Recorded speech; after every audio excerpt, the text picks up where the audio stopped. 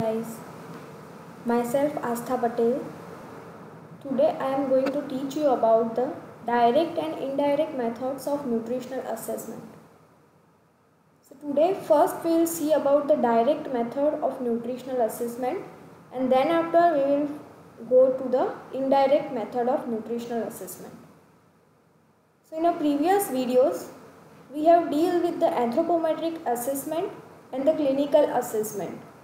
These two are the methods of direct nutritional assessment.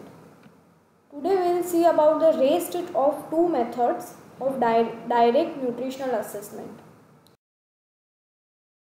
Third method of the direct nutritional assessment is biochemical test. Biochemical test can be used to detect the deficiency by analyzing the blood, urine, feces and a sputum.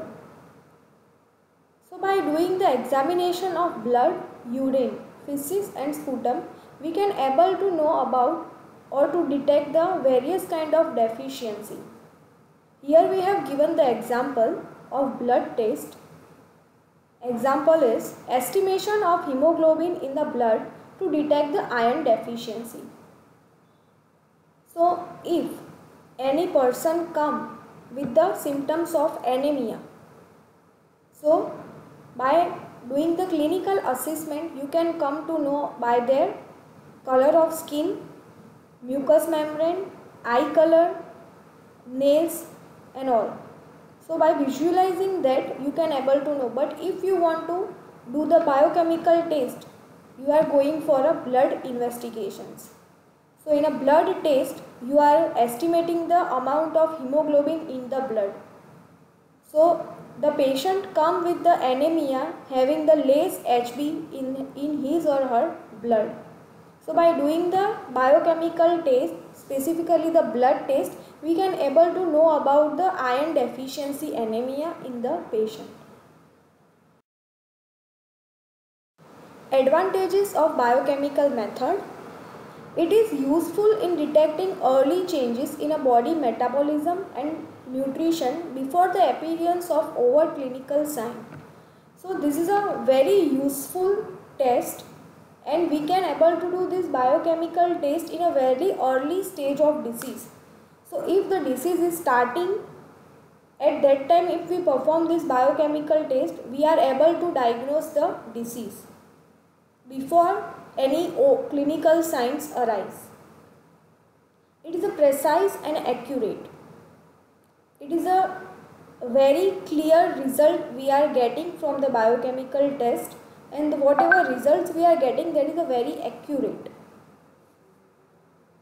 If we perform the clinical assessment, we only predict that the patient may have the anemia, but by doing the biochemical test we can able to confirm that the patient may have anemia by doing their blood test. So this is the result of biochemical test are very clear and accurate rather than any other methods of nutritional assessment. Limitations of biochemical method. So it is a time consuming method, because as we all know that if we are giving blood sample for a pathology, so it may take some time to give the result. So because of that purpose it is a time consuming. Next one is expensive, because to perform the biochemical test we should require special equipment, specific chemicals. So to give or to afford such kind of things, it is expensive. Next is they cannot be applied on a large scale. So as it is a time consuming and expensive, we cannot able to apply this kind of test on a large scale, and it needs trained personnel and facilities. So we can, if anybody wants to do the biochemical test, first he or she should have a training for that particular method. So in India or in the world, the biochemical tests were done by the pathologist. So there is a specific course of pathology that the person should teach or get the training of that particular course, and after that he or she may go for the biochemical test, and it should also require some specific facilities. Like we cannot able to do this biochemical test anywhere. We should do in a particular infrastructure. So for the biochemical test, here we have the laboratories or the pathology, different kinds of. So we are doing this kind of test in particular specific facilities. Next is a biophysical test.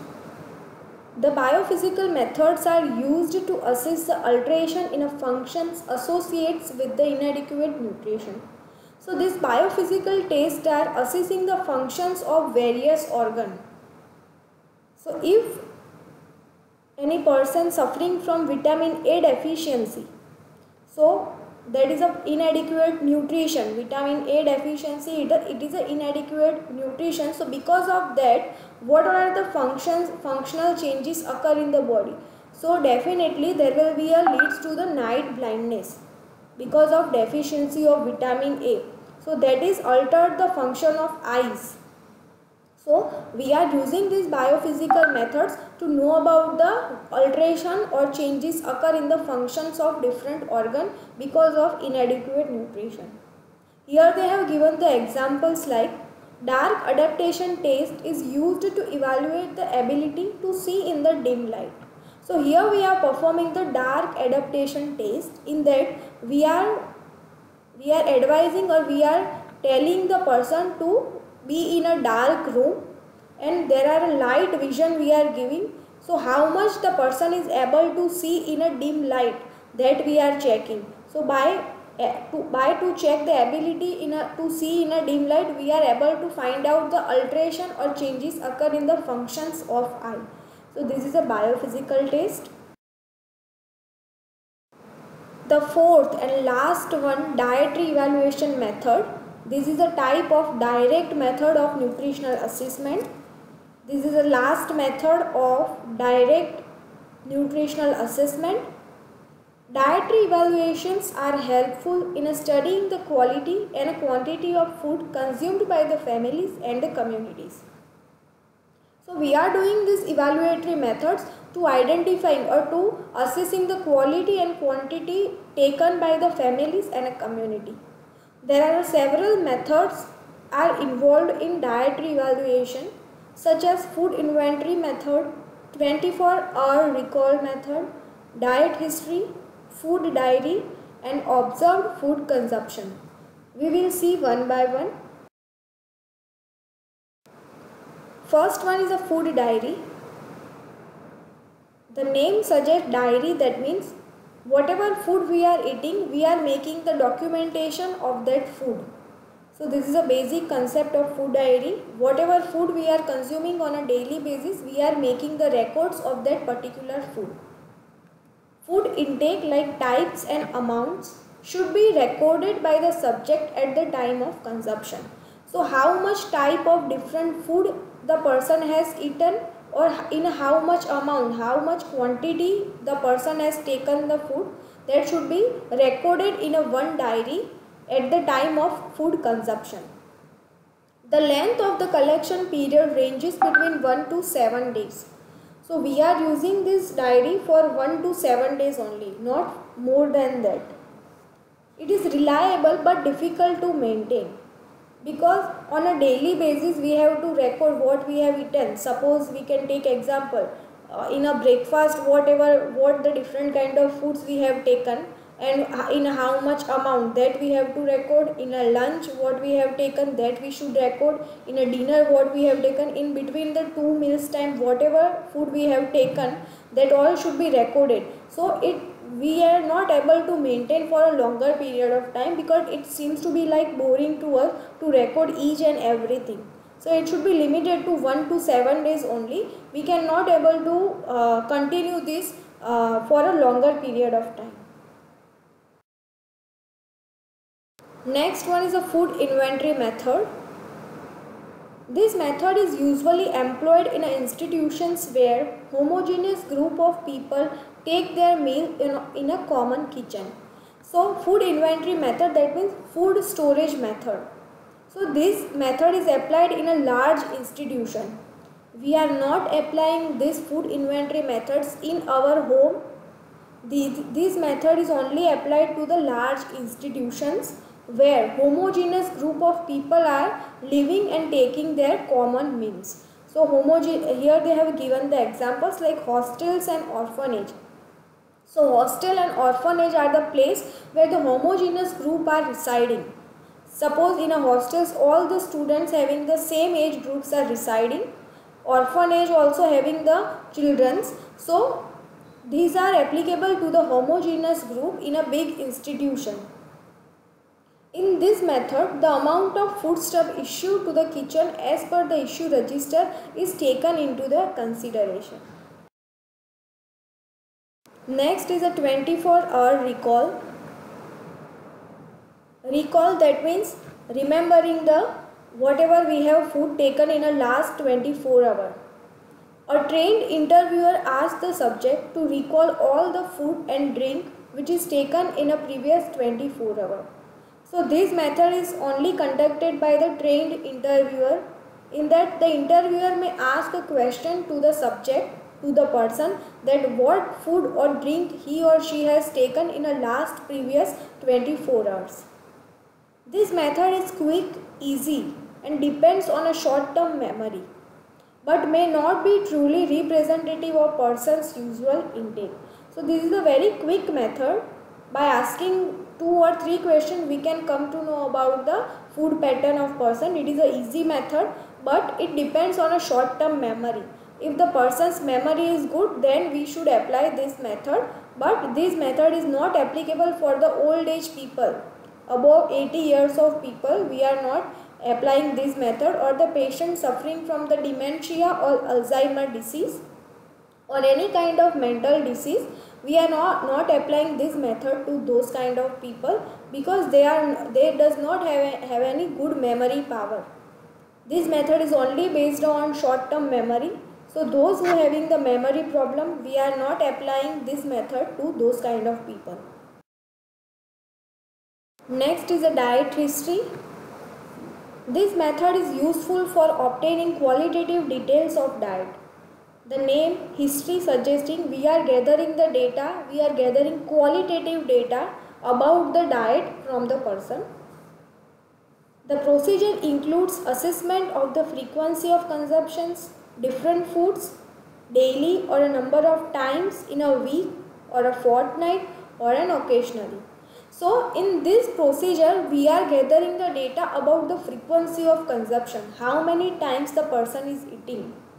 Then different foods, what are the types of food taken by the person, or how many times the person is taking food in a week or in a fortnight. Fortnight, that means every 15 days or an occasionally.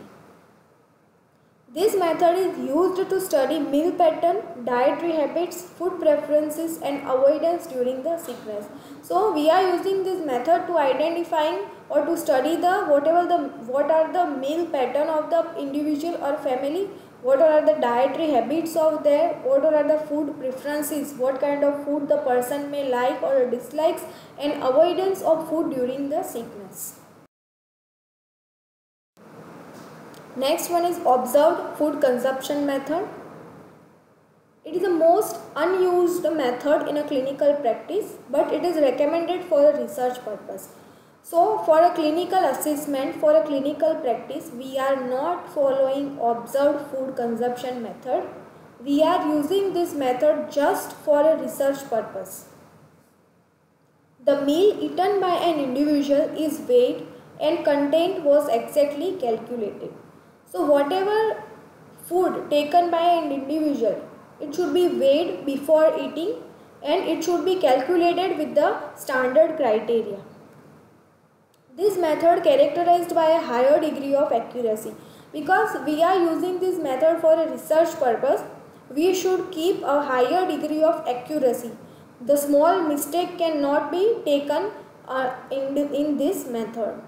It is an expensive and time consuming method because we should have the special equipment, special trained personals. We should also have some research sample to conduct this method. So it is an expensive method and it may take long time to prove it. Now this is the last indirect method of nutritional assessment. In that, three types are there: vital statistics, assessment of socio-economic status, ecological variables including the crop production. So these three are the methods of indirect method of nutritional assessment. We have seen direct method of nutritional assessment. In their four types are there: nutritional anthropometry, clinical assessment, biochemical and biophysical test, and fourth one, dietary evaluation method. And these three are the type of indirect method of nutritional assessment. First one is the vital statistics. Malnutrition influences morbidity, mortality, life expectancy and other health statistics. So, from the vital statistics, we can able to know about the nutritional status of particular area. Suppose we can take the example, in XYZ village, how many people are suffering from malnutrition, how many of they are died because of malnutrition, what are the life expectancy due to the malnutrition. That all the statistical data we are gathering and we are making the nutritional assessment. Hence, the vital statistics may therefore be considered as the indirect indications of the nutritional status of community, because we are not coming in a direct contact with the patient who are suffering from malnutrition. We are going through the data or the informations which are gathered in a different kind of registers or records. We are gathering that records and we are making the nutritional assessment of particular community. IMR, that is the infant mortality rate, MMR, maternal mortality rate, and morbidity rates are vital statistics that can be used to assess the nutritional status of community. Next is the assessment of socio-economic factors. Low food availability, increased family size, unsanitary living conditions, inadequate knowledge of nutritional needs, inappropriate weaning practice are powerful social, cultural and economical factors which influence the nutritional status. So if the person are poor or the family is poor and does not have any adequate amount of food, the food is not available to poor families, so that also affect the nutritional status. Increased family size, if there is a big family, there are so many family members in the family, so one person cannot take the adequate amount of food because of increased family size. If there are less earning members in a family, if there are more family members, so each person does not get an adequate amount of food because of large family size. Unsanitary living conditions, if during the preparation of food the people or the family are not following the hygienic practice, that may also affect their nutritional status. Then inadequate knowledge of nutritional needs, if the person is rich but does not educated or does not have any knowledge about their nutritional needs, so that is also affecting their health. And inappropriate weaning practice, so if the mother is not having the adequate knowledge about the weaning practice to their child, so it may also leads to the various kind of disease to the children. So these all are the factors that are directly or indirectly affecting the nutritional status of one person or his or her family and whole community. So thank you so much guys. Please like, share and subscribe my channel. Thank you so much.